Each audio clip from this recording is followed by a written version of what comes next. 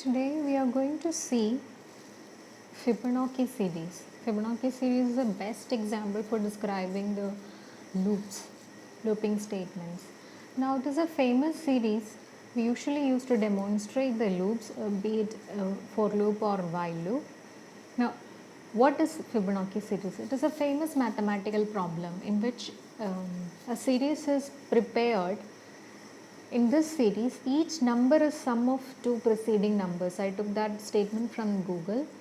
Each number is the sum of two preceding numbers. So the next number will be the sum of the previous two numbers.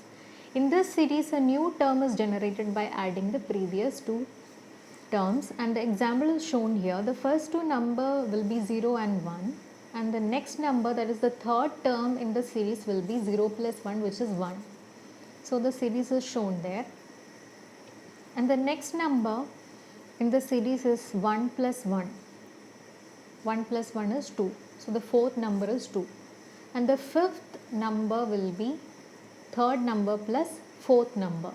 That you can see here, third number is 1, fourth number is 2. So the fifth number will be 1 plus 2, which is 3. So like this, the series continues.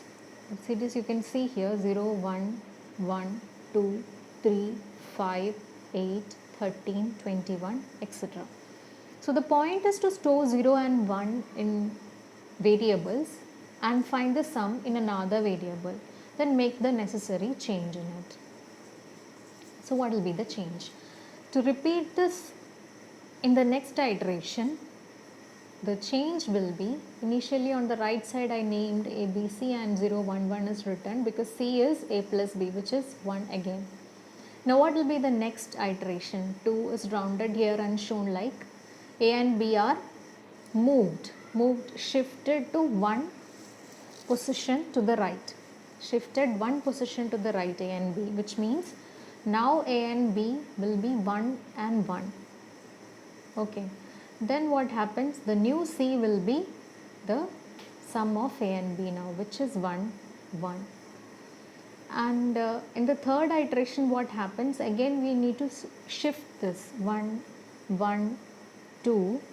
The next ABC will be shifted to the next right, which is C. We have to calculate A and B. We shift. That means A is 1, B becomes the old C. Okay, so this is the change we are making. So what it has to be doing? Inside the loop, the statement has to be done inside the loop. Printing C, after printing C, which is the sum, A need to be assigned with the previous B value and B need to be assigned with the previous C value. So this is just an assignment statement. A is equal to B, B is equal to C, or otherwise you can use A comma B is equal to B comma C, which is a speciality of Python. Now in the next one, we are going to see how the program is created. That means we are going to generate the Fibonacci series up to a number. So in this case, I am just going to show you the output first, because this is important to understand the output also before you see the program. So first we need input and output, right? So what should be the input? According to that, what should be the output? According to that we decide the input. So in this case, I'm just entering a number 50. So what are the Fibonacci series up to 50? That is what I'm going to print here. So the after 0, 1, 1, 2, 3, the next number is shown on the right side, 5, 8, 13, 21 and 34. So after 34, what will be the number? It will be 55. 55 is above 50, which is the limit we have given. So 55 will not be printed, it will go up to 50. So these are the numbers in the Fibonacci series goes up to 50. So let's see the program again. So up to which number that you need to receive, and we know the first 4 steps, first 5 steps, that is A should be 0, first two numbers are created and we found the sum also. We need to print A and B. In here the output is coming on the next line, one number, then the next number comes on the next line. So that means the print statements are created like this: print A, print B. Now in the loop, while loop, start from the while loop, you can see the sum of the number should not be greater than n, which is 50. In our example, the sum should not go above 50. So the sum, which is c, sum variable is c should be less than or equal to 50. So this is a condition, and this is a good example of while loop. It is you better use a while loop here than a for loop. For loop, it won't be that easier, because we don't know the number of steps that you're going. You don't know the number of iteration that you're doing. So for loop cannot be used here. So but we know that the exact condition when we have to stop. In that case, you can use the while loop here.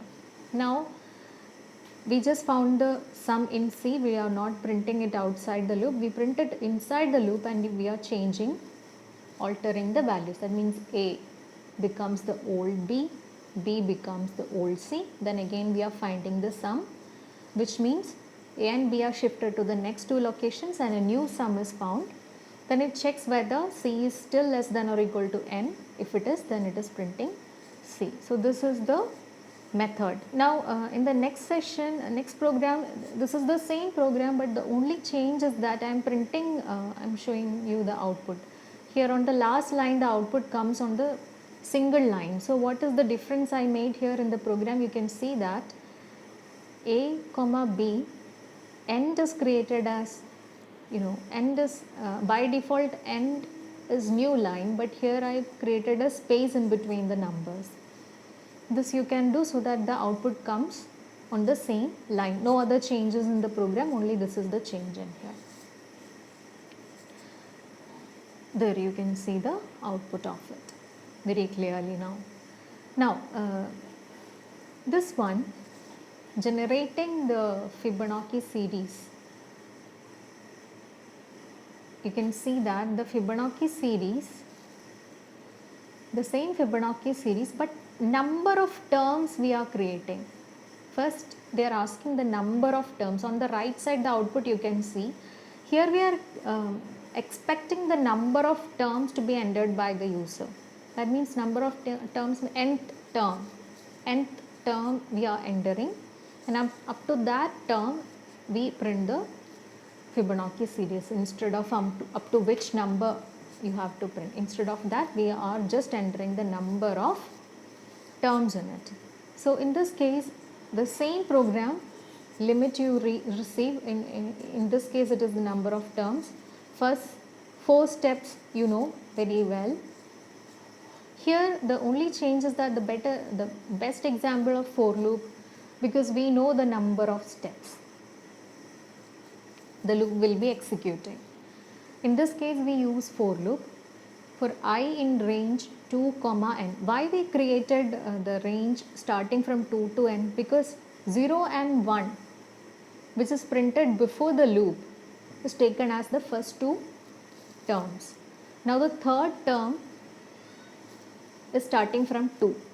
Okay, so 2 to n minus 1 terms will be printed inside the loop, which is the sum. The same statement is there inside the loop. Inside the loop there is no change to the statements.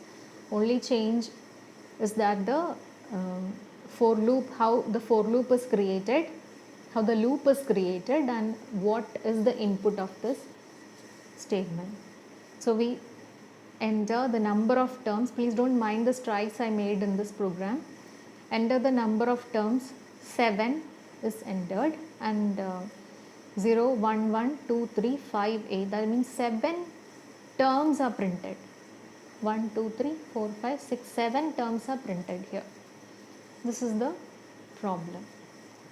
Thank you.